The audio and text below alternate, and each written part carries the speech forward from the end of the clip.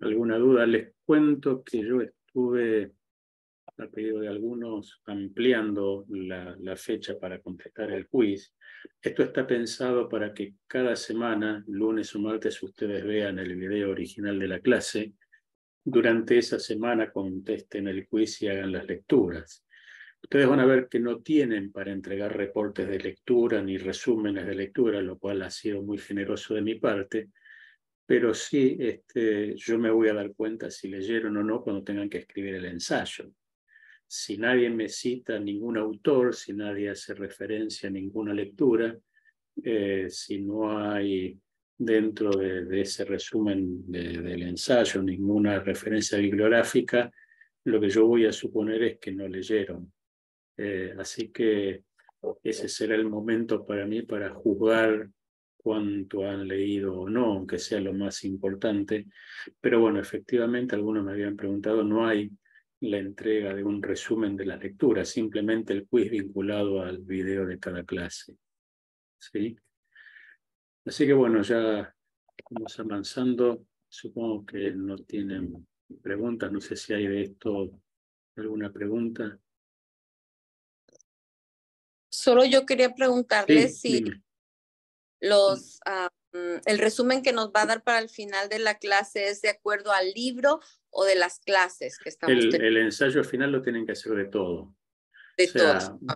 los quiz son solo de los videos que ustedes ven, pero en el ensayo ustedes me deberían mencionar cosas que les llamó la atención de la bibliografía o lo que más destacan de la bibliografía o lo más importante para ustedes de la bibliografía. Si no, esa es la prueba que tengo de que leyeron. Si no, para el próximo curso ustedes no, habrán sido salvos, diría San Pablo, como por fuego, pero para los próximos alumnos pondré un resumen de lectura de cada unidad. Claro, sí.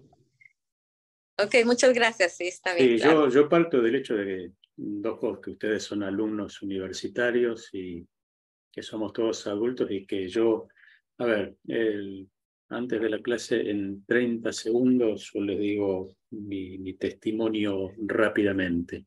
Yo nací en un hogar espiritista, ¿sí? Salvo mi esposa, que era la tercera generación de bautistas, bueno, yo era la tercera generación de ocultistas. Sí, mi mamá, mi abuela, mi tía, toda la familia era mediums, hablábamos con muertos. Ahí me crié yo. Sí, ese fue mi ambiente. Y a los 5 meses yo tuve meningitis. Una meningitis bastante complicada y quedé mal del cerebro, esa es la verdad.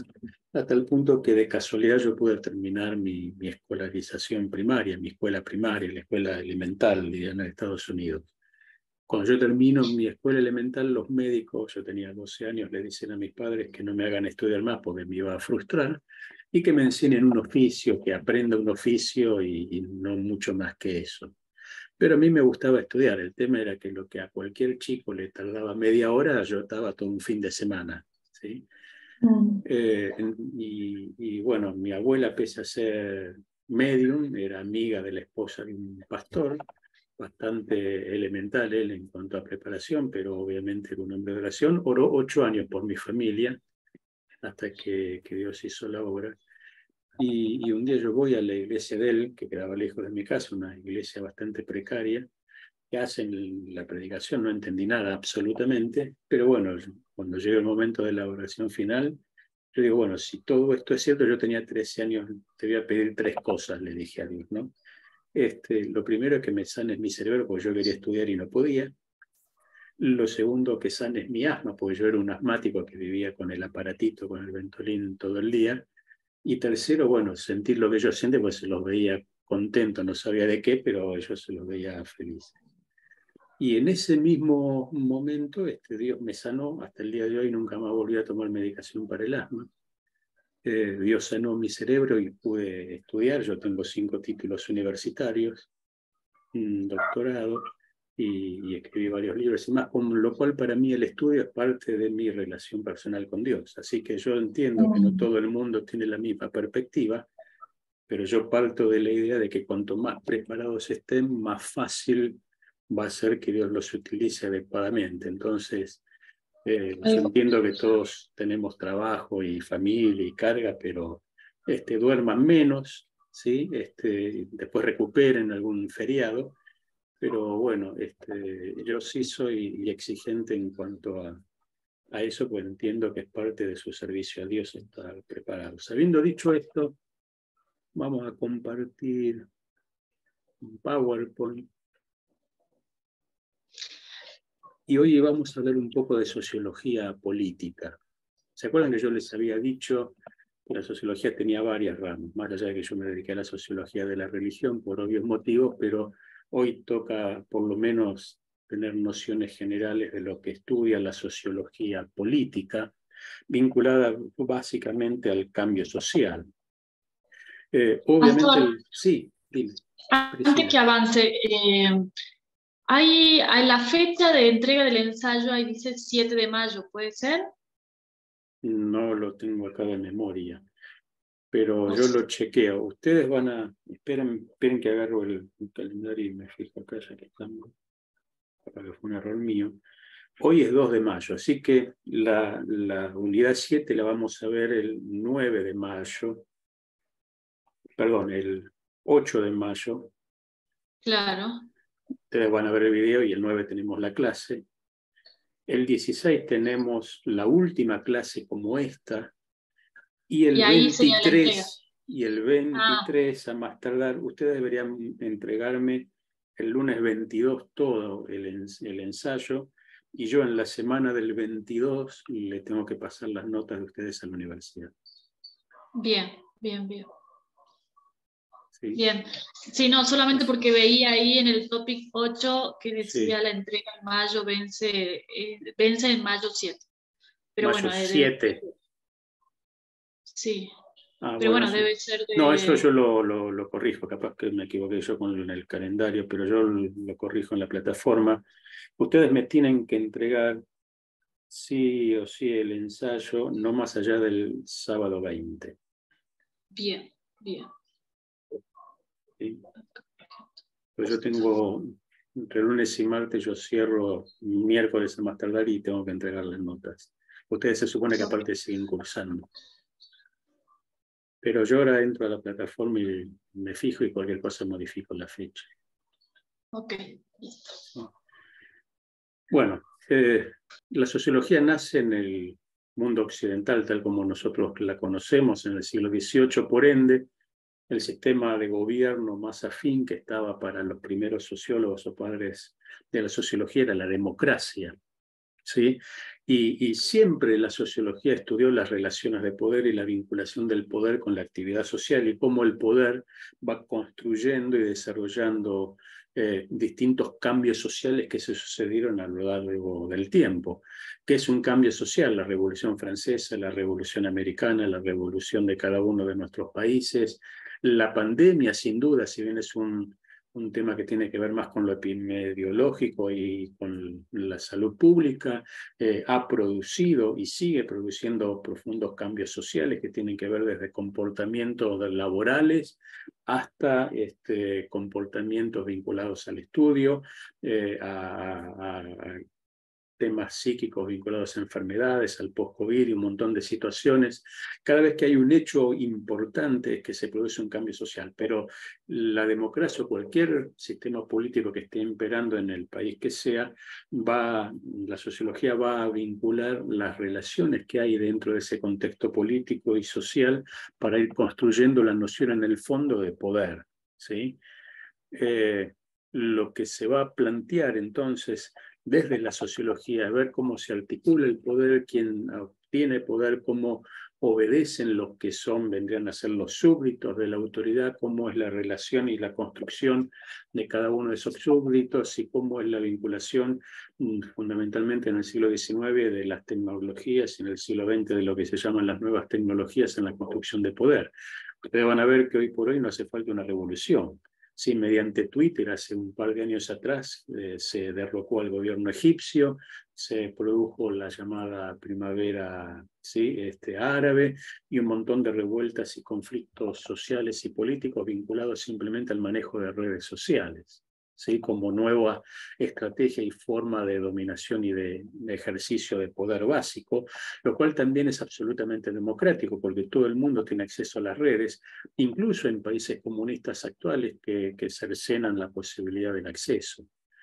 Pero en esa vinculación de la democracia y la sociología va a ser Durkheim, uno de los padres de la sociología, el que va a fundarse sobre una crítica frontal al contractualismo, ¿sí? Que va desde Hobbes a Rousseau. Vieron la libertad del hombre fundamentalmente, y él lo que va a decir es que no es todo tan compartimiento estanco, no sé cómo decirlo, no es todo tan encasillado como planteaba la Revolución Francesa y Rousseau particularmente, porque hay un montón de interacciones sociales que hace que se produzca este tipo de situaciones. Una multitud de individuos sin vínculos previos entre ellos, ¿qué razón tienen para impulsar modificaciones sociales?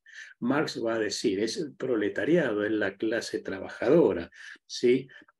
Durkheim va a decir, son los grupos que tienen algo en común, ¿sí? La revolución de los campesinos, que tienen en común que son campesinos, las revoluciones estudiantiles, las revoluciones laborales que están pasando actualmente en Francia, son trabajadores que no quieren que le prorroguen la edad de jubilación, pero tienen algo en común, son trabajadores, ¿sí? Son estudiantes, son campesinos, son evangélicos, son judíos, son dominicanos, hay algo que hace de piso común, de atomizador, para facilitar la dinámica social que lleva, ¿sí? A las modificaciones o cambios sociales.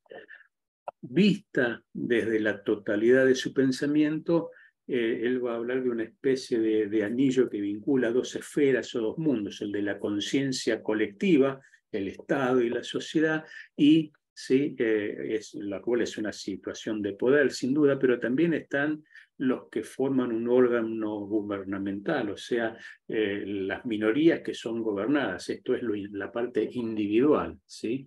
Y esto ustedes lo van a ver, por ejemplo, en una dinámica eclesiástica o evangélica, ¿sí? Está bien, el pastor puede ser que tenga la autoridad. Si fuera una iglesia bautista, la autoridad la tiene el gobierno congregacional, o sea, la congregación. Si fuera una iglesia más de porte pentecostal, lo va a tener el pastor, pero aún así son los miembros los que terminan decidiendo si van a obedecer o no van a obedecer, si van a acatar o no van a acatar, y cómo se da esa dinámica de funcionamiento. Bueno, lo mismo pasa desde el punto de vista sociológico. Max Weber lo que va a decir es que se da la socialización, un proceso de socialización creciente, significa hoy que inexorablemente va a haber burocratización creciente. Lo que decía Weber era, cuanto más complejo es el Estado, cuanto más cosas necesita hacer el Estado, obviamente va a ser mucho más burocrático, porque va a haber más procesos que realizar, va a haber más tareas de control, va a haber más tareas para llevar adelante toda la dinámica de desenvolvimiento social. Y él va a decir que la democracia y la demagogia son términos casi equivalentes, no hay mucha diferencia, ¿sí? Y ustedes van a ver que esto pasa, para ponerlo en nuestra perspectiva, en los gobiernos que tenemos hoy en nuestro continente. Hay populismo de izquierda, pero también hay populismo de derecha, ¿sí? Y hay demagogos de derecha, ¿sí? Como Donald Trump, y hay demagogos de izquierda como Chávez, ¿sí? Por decir cosas resurgentes. Pero entonces va a haber similitudes, ¿por qué? Porque las dos son formas de gobierno, de autoridad, pero también las dos tienen diversificaciones de cara a las personas, ¿sí? Puede ser que sea un gobierno absolutamente democrático, pero que termine por la demagogia siendo un gobierno absolutista, ¿sí? Ejemplo, un ejemplo drástico para que quede gráfico. Adolf Hitler fue elegido ordinariamente por el voto popular de los alemanes que votaron en elecciones libres, constitucionales y bajo el marco regulatorio y normativo alemán a un presidente más, ¿sí? Ahora, ¿eso quiere decir que todos los alemanes apoyaron lo que terminó haciendo Hitler? No, sin duda, seguramente que no. Habrá tenido sus opositores y habrá tenido los que estaban a favor, pero Fíjense en cómo desde un gobierno absolutamente democrático, elegido por el pueblo, puede haber desviaciones tales que puede ocasionar que por la demagogia y el autoritarismo terminen haciendo cosas que incluso pasa hoy en muchos de nuestros países, Venezuela, Nicaragua, Cuba, ¿sí? Y ahí viene algo importante que va a estudiar la sociología, que es el Estado. ¿Sí? Hay distintas definiciones de Estado, hay distintas perspectivas para estudiar el Estado.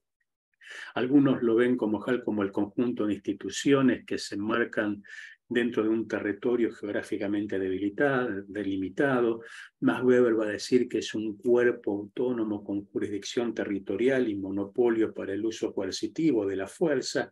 O sea, la policía del estado de Texas tiene autoridad dentro del estado de Texas, no dentro de Pensilvania o dentro de Perú. ¿Sí?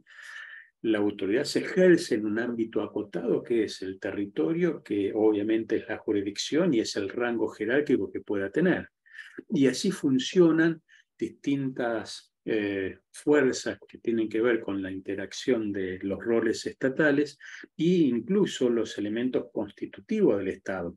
No hay Estado sin población, gobierno y territorio. Básicamente por eso es importante para nosotros lo del Estado de Israel a partir de 1948, porque a lo largo de casi 5.800 años el pueblo judío fue un pueblo cohesivo, unido culturalmente, ¿sí? Pero le faltaba ¿qué? Para ser un Estado, le faltaba territorio, que recién vuelven a recuperar en 1948, ¿sí? Cumpliendo una de las profecías del final. Pero estos son los elementos básicos del Estado y esos son los roles básicos. ¿Qué pasa cuando no se ponen de acuerdo los actores en cada uno de los roles que ocupa? Aparece lo que los sociólogos llamamos la teoría del conflicto. Hay conflicto. Cuando uno no se somete a la autoridad del que preside o el que preside avasalla la autoridad del gobernado, evidentemente va a haber conflicto social, ¿sí? Y los conflictos sociales siempre vienen produciendo fenómenos que van a transformar, no costumbres, pero sí van a transformar nuestro mundo cotidiano. Es un fenómeno absolutamente natural, ¿sí? En toda sociedad hay conflictos de todo tipo, desde la revuelta de los sindicatos, los paros, no sé cómo se le dice para ustedes, para que sea claro, hay no revoluciones, pero sí hay conflictos educativos, hay conflictos salariales, hay conflictos que tienen que ver con la previsión social o con temas vinculados a la justicia social, por desempleo, por aumento de cosas, ¿sí? ¿Cómo se resuelve esa teoría de conflicto? Termina ganando, ¿sí? El que más poder tiene, que no necesariamente es el que está en la cúspide del poder, sino el que lo puede ejercer de manera adecuada. Ejemplo, el tirano puede ser derrocado por la Revolución Francesa, ¿sí? O sea, Luis XV tenía el poder, pero fue el pueblo finalmente el que lo derrocó, con lo cual el pueblo era el que tenía el control para poder destronarlo a él, ¿sí? Y todo lo que nosotros conocemos por medio de la historia. En sociología, de un modo bastante general, hoy se habla de teorías de conflicto y teorías de cooperación. Y las dos cosas a veces funcionan simultáneamente. Teoría de conflicto, hay conflicto cuando hay enfrentamiento entre dos posiciones, pero hay cooperación dentro de los que están sustentando esas posiciones para poder hacerla más lógica y expansiva. Ejemplo, en un conflicto laboral está la patronal, ¿sí? Defendiendo sus intereses y del otro lado están los trabajadores. Dentro de cada grupo tiene que haber cooperación para que esos reclamos y esa defensa de derechos pueda ser válida. Entonces se da de manera simultánea juegos de conflicto y de cooperación, y aquellos que terminan siendo más cooperativos y más cohesivos son los que generalmente a lo largo de la historia son los que terminan imponiendo sus ideas. ¿Sí? Ejemplo, no sé si pasa lo mismo en Estados Unidos o en sus países, pero aquí en Argentina, que el Estado argentino sostiene la Iglesia Católica Apostólica Romana como religión oficial, si el presidente de la nación quiere hablar con la Iglesia Católica, llama al arzobispo de la República Argentina, que hasta hace pocos años atrás era el actual Papa, era Bergoglio, ¿sí? Ahora, cuando el presidente de la nación quiere llamar a los evangélicos, no sabe a quién llamar, porque están, así era, pero está, o sea, están los más conservadores, los menos conservadores, los bautistas por un lado, los pentecostales por el otro, los metodistas por el otro. Hay asociaciones, pero si quiere hablar con el pueblo evangélico, tiene que llamar a 30 personas. Entonces, es más fácil hablar con uno que hablar con 30. ¿Se entiende lo que estoy diciendo? No hay, o sea, todos quieren defender sus voces, pero, por ejemplo, respecto de la Iglesia Evangélica Argentina, no hay cooperación ni cohesión como para tener legitimidad. ¿Sí? Entonces, hay asociaciones de iglesias evangélicas, como decía, que representan la mayoría de las iglesias, pero como son la mayoría, pero no todas, siempre hay alguna que dice, así no me representa. Y ahí vienen los conflictos. Desde el punto de vista del marxismo o de la teoría sociológica liberal, ¿cuál es la diferencia? Que uno lo va a ver como lucha de clases por un tema económico y otros lo van a ver como un conflicto que trata de imponer avances o desarrollo social, ¿sí? De tinte más liberal, como George Simmel, ¿sí? Y para él la sociedad ciertamente se encuentra estratificada en clases sociales que van pujando entre ellas, y a medida que van pujando son las formas de convivencia que van siendo modificadas en el tiempo, ¿sí? Pero siempre hay conflicto. El tema es cómo se resuelven y a favor de quién esos conflictos se resuelven. A veces en la iglesia pasa algo parecido, ¿sí? Los que tienen a su cargo el ejercicio del poder muchas veces por perder noción de la realidad, esto es contacto con las personas, terminan perdiendo la noción de la realidad. Esto le pasa al sindicalista que se acomode en su oficina, en su superauto, en su cómodo sillón y deja de hablar con los trabajadores que después terminan no representándolos. Pasa con el político que termina no representando a los votantes que lo votaron y haciendo las cosas que prometió, pero también pasa muchas veces con los pastores que terminan siendo obnubilados por el manejo de la autoridad y del poder y terminan desenfocándose no de lo que demandan los creyentes, pero sí de lo que le exige la palabra en cuanto al cumplimiento y al deber de su ministerio. Sea como sea, el poder corrompe y el poder absoluto, ¿sí? Corrompe absolutamente. Entonces, cuanto mayor ejercicio del poder hay, salvo que uno tenga los remedios adecuados y los controles permanentes fundamentalmente de diálogo social, uno pierde perspectiva y se encierra en sí mismo, ¿sí? Esto es tan viejo como Isaías 14, ¿no? Isaías hablando de Satanás, ¿no? Que quiso ser semejante a Dios y así empezó todo. Y finalmente, los sociólogos van a desarrollar las teorías del conflicto, ¿sí?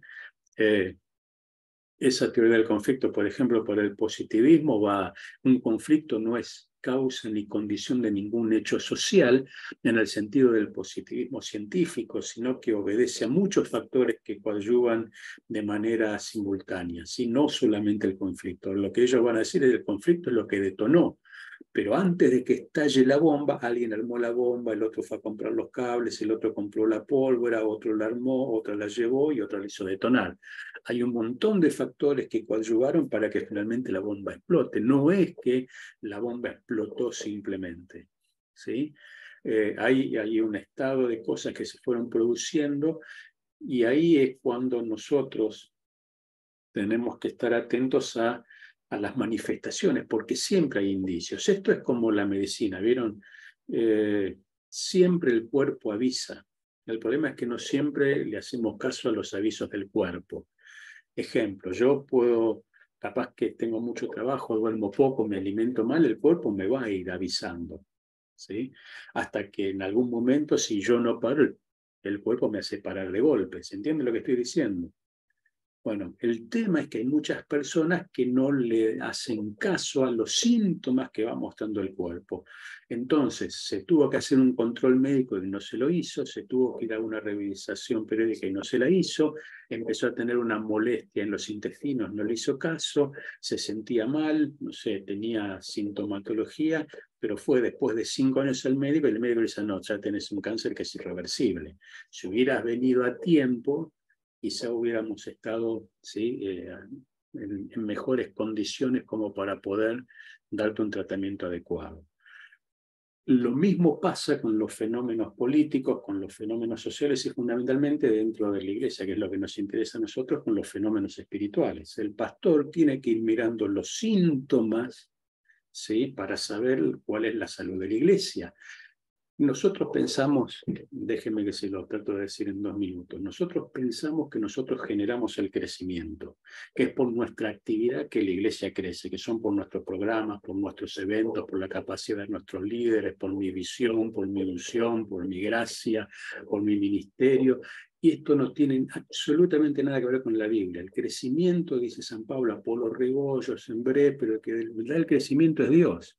No es por nuestros programas, no es por nuestra maravillosa expresión, no es por nuestra forma de ver, es por la obra del Espíritu Santo.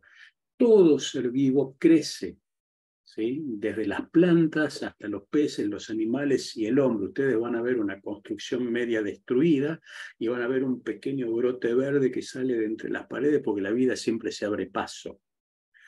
Esa es la forma natural del crecimiento. Cuando el cuerpo está saludable, ¿qué pasa? El cuerpo crece, ¿sí o no?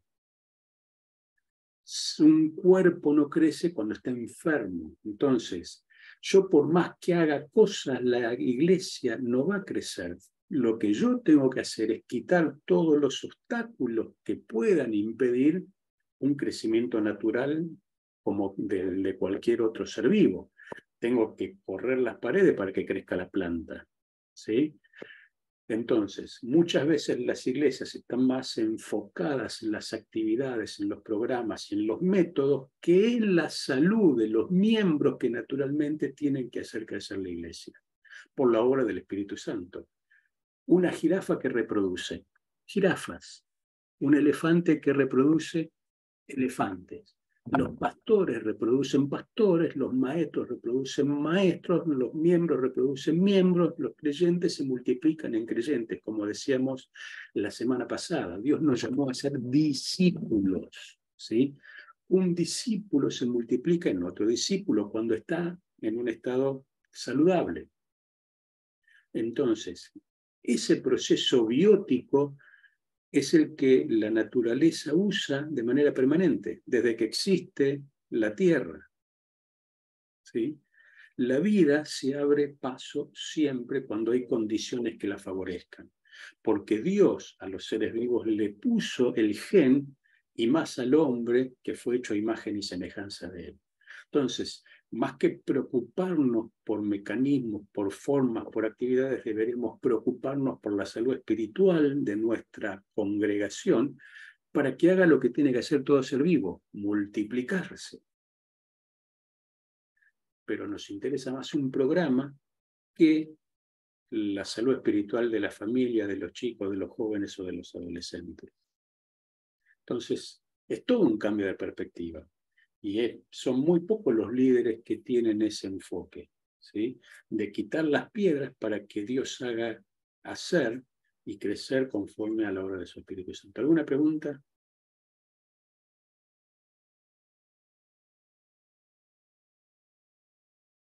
No entendieron nada, está todo muy claro.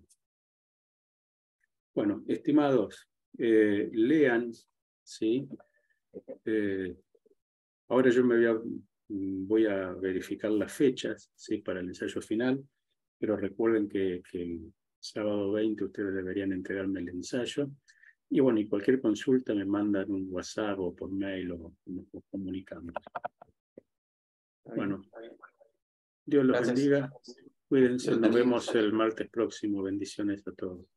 Saludos. Bendiciones, pastor. Bendiciones. Bendiciones, buenas noches. Buenas Buenas noches.